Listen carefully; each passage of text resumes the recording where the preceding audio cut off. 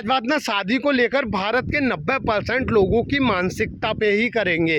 भाई लोग, भारत देश जहाँ पर आज भी लोग भेड़ चाल में चल रहे हैं।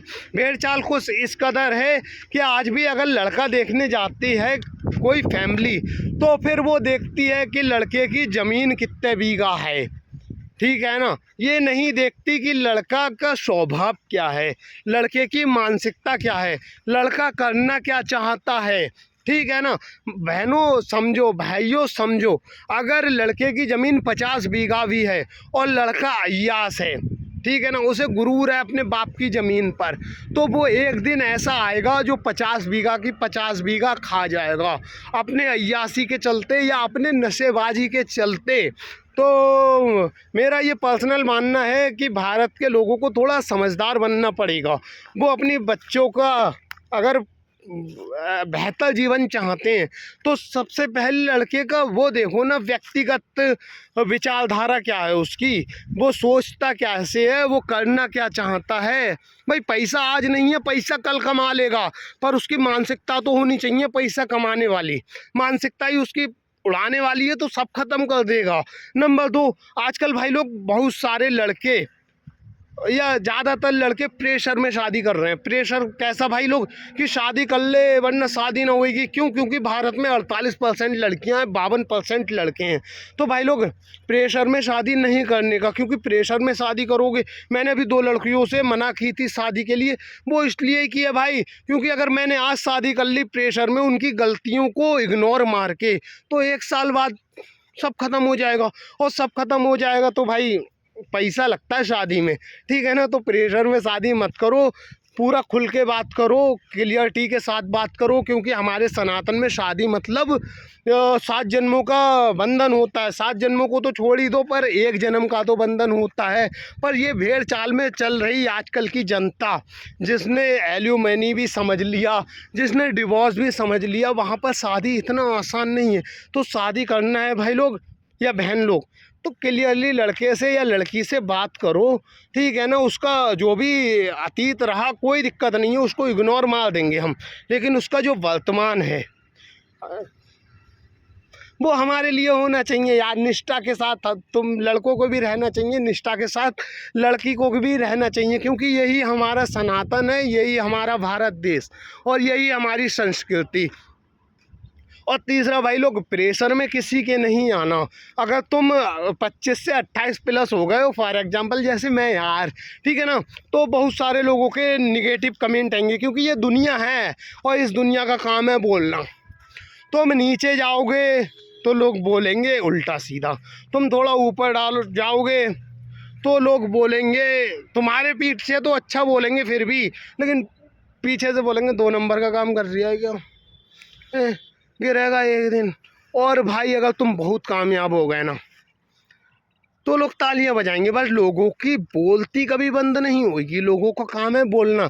तो भाई लोग, एज मैटर नहीं करती, अगर तुम्हारा टारगेट सेट है और तुम्हें वो टारगेट अचीव करना ही करना है, बाकी तो भगवान के ऊपर होता है, हमारा काम है सिर्फ कर्मा करना।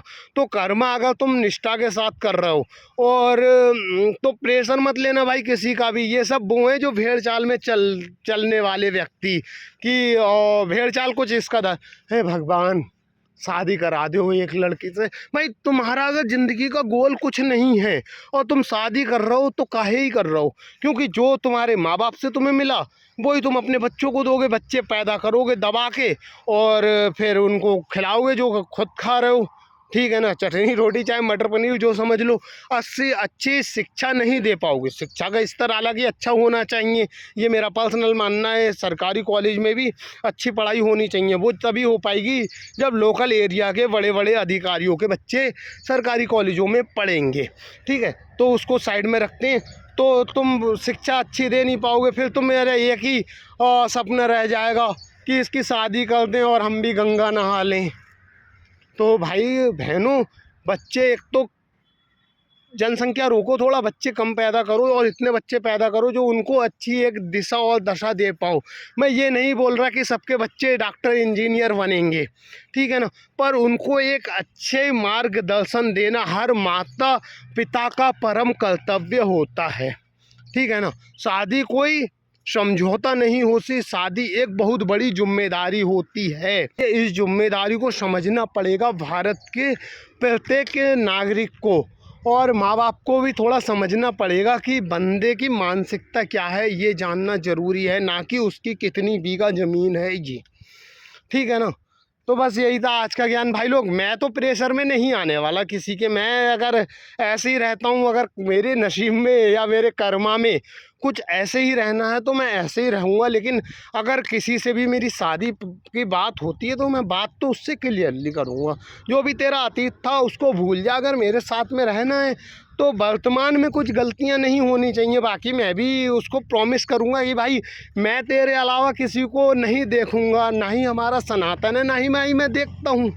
ठीक है ना। मैं तो उस पर वही कंडीशन अप्लाई कर रहा हूँ लड़कियों पे जो मैं खुद करता हूँ। भाई मैं नहीं देखता किसी लड़की को, क्योंकि मेरा मानना है बहन तेरी भी तो होगी रे, और नहीं होगी तो भतीजी होगी, और भतीजी नहीं होगी तो लड़की तो होगी। तो भाई कर्म घूम के वापस आता है। तो मैं तो भाई क्लियर हूँ। एक अच्छी लड़की मिलती है जो मेरे साथ 7 जन्मों का तो वादा नहीं कर सकता, क्योंकि आजकल कलयुग चल रहा है, लेकिन एक जन्म मैं उसके साथ ईमानदारी के साथ रहना चाहता हूँ। अगर वो मेरे साथ ईमानदारी के साथ रह सकती है तो मुझे कोई प्रॉब्लम नहीं है। हाँ, मैं उसको वादा करता हूँ, मैं उसको परेशान नहीं करूँगा, अपने से ज़्यादा खुश रखूँगा। मैं तो यार वो व्यक्ति हूँ जो अपने बच्चों का परवरिश कैसे देनी है, उनका फ्यूचर कैसा रखना, इस सब की भी अभी से प्लान कर रहा हूँ, जिसमें लड़की भी नहीं देखी मैंने। तो भेड़ चाल में नहीं भाई, अगर ढंग की लड़की मिलती है तो शादी करेंगे, वरना बाबा बन जाएंगे। बस यही था आज का ज्ञान। राम राम।